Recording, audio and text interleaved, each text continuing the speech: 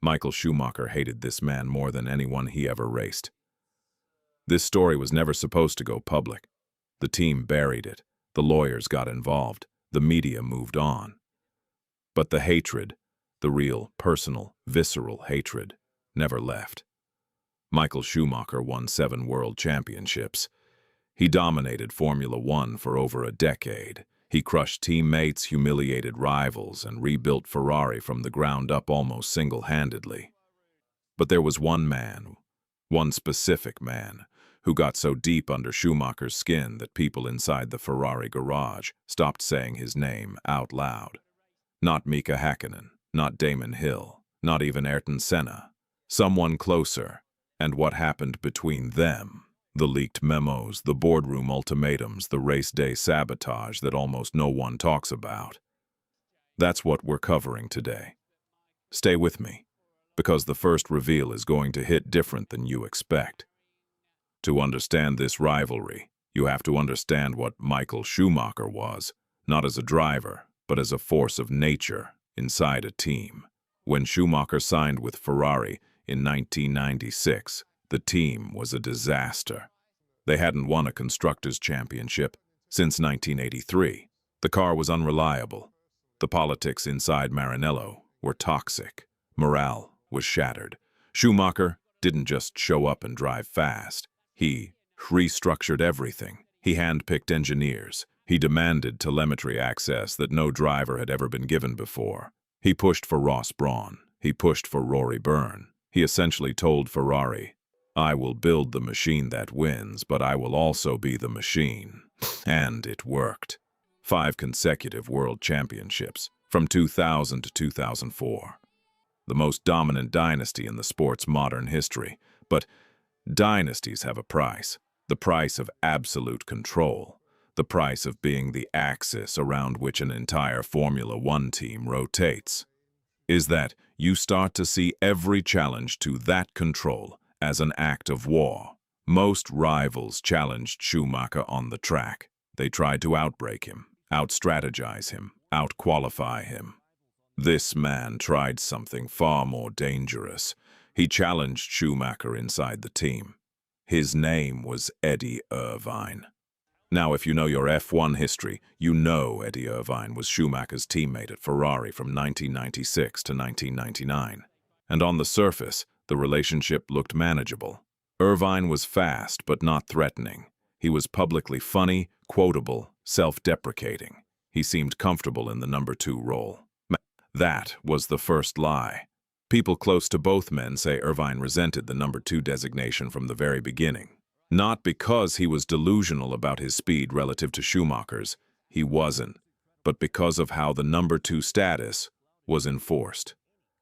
It wasn't just race strategy. It wasn't just team orders. It was personal. According to multiple accounts from former Ferrari personnel, some of whom only spoke years later and only off the record, Schumacher actively shaped the resources Irvine received. The development laps, the simulator access, the engineering meetings Irvine was either included in or quietly excluded from. Irvine himself said in a 2001 interview, and I'm paraphrasing here, "Michael had a word with everyone before I did. The engineers, the strategists, the mechanics. By the time I walked into a room, the room already belonged to him. That's not a teammate, that's a gatekeeper. And for 3 years, Irvine absorbed it, played the role, smiled for the cameras. Then came 1999, and everything changed. On July 11th, 1999 at Silverstone, Michael Schumacher broke his leg. Last night, with Michael Schumacher breaking his leg after a first-lap high-speed crash. A brake failure sent him into the barrier at Stowe Corner. He was out, done, gone for the rest of the season. Ferrari's championship campaign should have collapsed. Instead, Eddie Irvine stepped out of the shadow and did something no one, including reportedly Schumacher himself, expected. He won races, he led the championship. He dragged Ferrari to the brink of a constructor's title and put himself within reach of a driver's championship that would have belonged entirely to him. Not to the machine Schumacher had built, to Eddie Irvine And here is where the story gets complicated in a way the history books tend to gloss over. Schumacher came back late in the season, medically cleared, officially to support Irvine's title bid. He returned at the Malaysian Grand Prix, won it, then won the Japanese Grand Prix at Suzuka. Both times his performance gave Ferrari exactly what they needed. But insiders, and this is the part that got buried, insiders say the dynamic in that final stretch of the season was anything but harmonious. There were reports, disputed, denied, but never fully disproven, that Schumacher's return was as much about controlling the outcome as supporting his teammate. That Schumacher, even on a recovering leg, could not emotionally process the idea of an Irvine championship, of Irvine standing on that podium in his team, in his car, holding his trophy. Irvine ultimately lost the championship by 2 points to Mika Häkkinen. 2 points. And some of the people who were there say the number could have been different. In the years that followed, pieces of that 1999 story kept surfacing. A former Ferrari strategist, who later moved to another team and gave a lengthy background interview to a European motorsport journalist, described internal meetings during those final races where Schumacher's input on pit strategy was given weight that, in a legitimate teammate support scenario, it shouldn't have had. There were memos, internal team communications, some of which reportedly discussed Schumacher's preferred outcomes in ways that went beyond pure championship mathematics. Ferrari, of course, denied everything. Their official position was simple. Schumacher returned as a team player, drove brilliantly, and Irvine simply lost the championship on merit.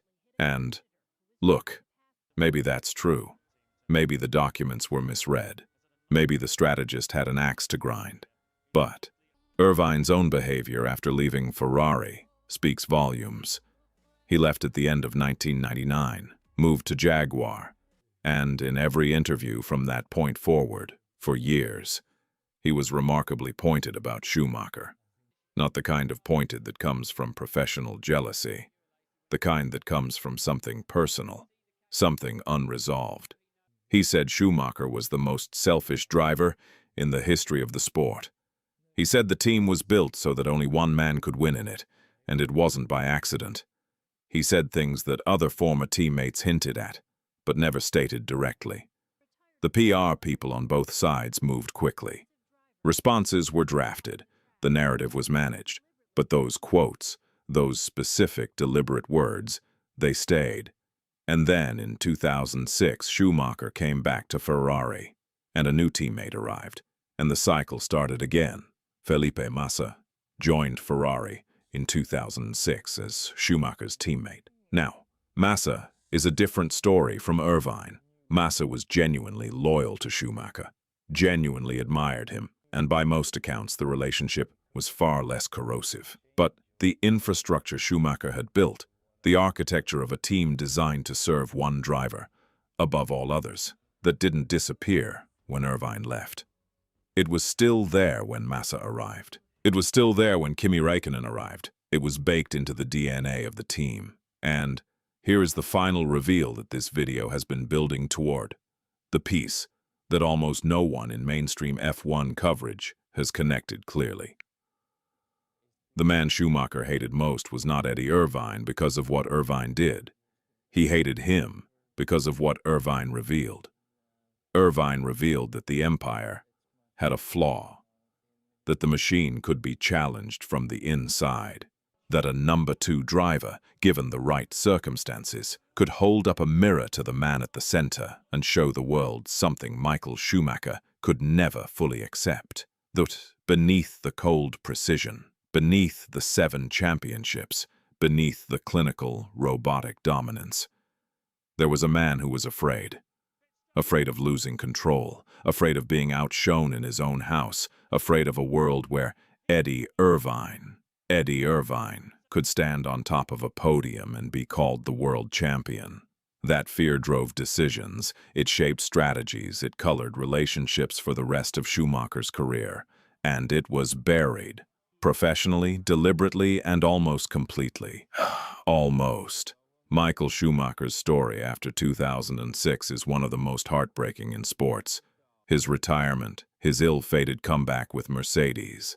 And then, December 29, 2013, a skiing accident in the French Alps that left him with severe traumatic brain injuries. He has been out of public life ever since. His family guards his privacy completely.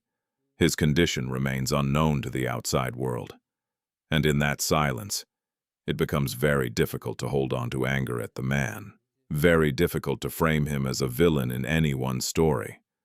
Because what you're left with, when the championships fade, when the politics are stripped away, when the memos and the denials and the managed narratives are set aside, is a human being who wanted to be the best so badly that he sometimes lost sight of the line between competition and cruelty.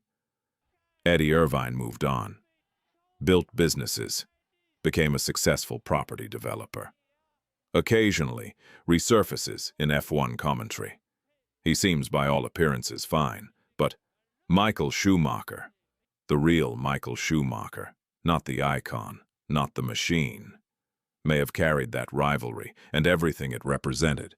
In a way, Irvine never did, because Irvine never needed to win it.